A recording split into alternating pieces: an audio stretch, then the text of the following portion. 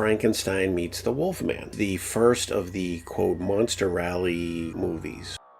Kurt Siodmak came up with the idea of teaming the two characters. It opens with the best looking cemetery in all of the Universal movies. Spooky, chilling but fun cemetery. These two grave robbers sneak into the Larry Talbot crypt. When the moonlight comes through, Larry Talbot, as the Wolfman, comes to life and grabs the hand of one of the two guys breaking in.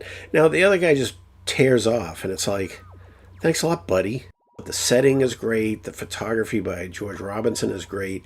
The most perfect opening of any Universal monster movie.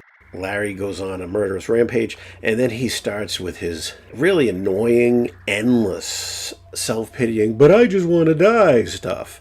It's like, okay, well, go fucking jump off a mountain or something, you dope. If you end up splattered, you're not going to come back, all right?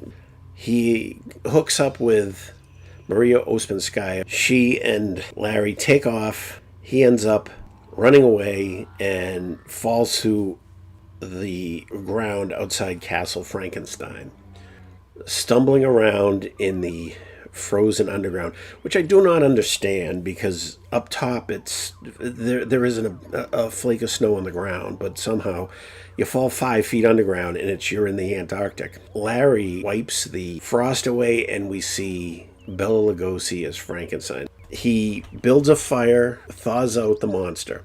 The script had the monster speaking, saying lines through the whole movie. But hearing Bela Lugosi's voice come out of the Frankenstein monster's mouth caused people to crack up. So Bela Lugosi's voice was eliminated from the soundtrack.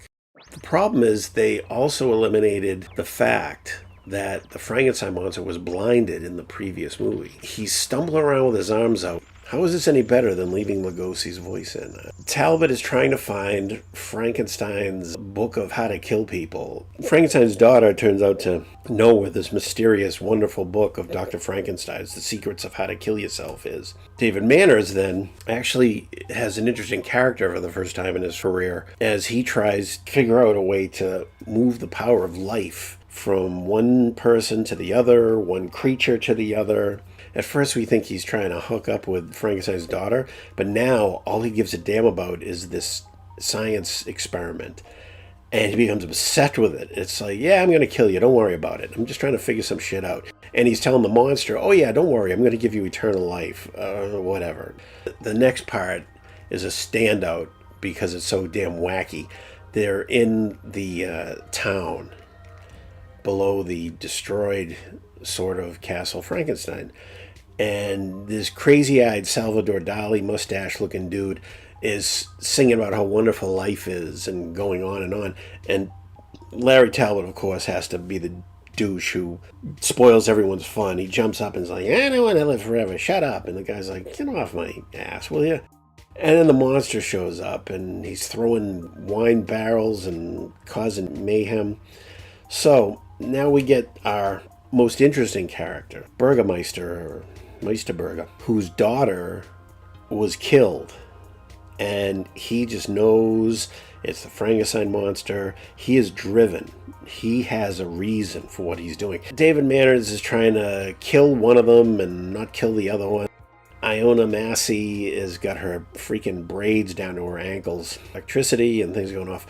And then finally, the two monsters get loose from their hospital beds and go at each other. Then our villain blows up the dam. The water comes cascading down, wiping away the castle in a very cool miniature. Cut to the inside during this titanic battle. The moment when the water comes smashing into the laboratory is really cool. But it's the end. That's it. The battle between Frankenstein and the Wolfman in a movie called Frankenstein Meets the Wolfman, it can't be more than a minute and a half long. And that's it. It's so much less than what you imagine it could be from the posters and your vague memories. You can like a lot of movies from your youth, and you don't have to apologize if it's nostalgic, because nostalgia happens to us all. But it is kind of a letdown to see that something you thought was really something else Turns out to be not much at all. Of course, I suggest you see it. I don't do anything on here unless I think people should give it a chance. But for me, it was one of those things that I kind of wish I never saw it again, because I just so enjoyed it once, and now I know it was just the kid mind in me. But hey, don't worry about it. It's no big deal. It's not the end of the world, right? It's just a movie, Ingrid, as Alfred Hitchcock said.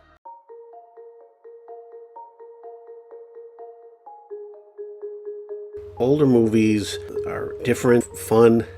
I want to do them justice. I hope to keep things here fun. Don't take this stuff too seriously.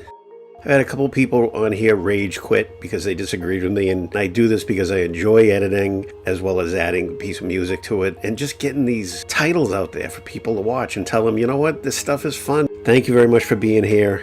Give some likes and comments because they do help. I'm not going to keep bashing on that. I just feel like it's good to say it so people know it. I appreciate every subscription, and I appreciate every comment especially. And most of all, I appreciate contributing your ideas of titles. What about those movies that only you like? Those are the ones I want to hear about. Thanks for stopping by. Make sure to fasten your seatbelt.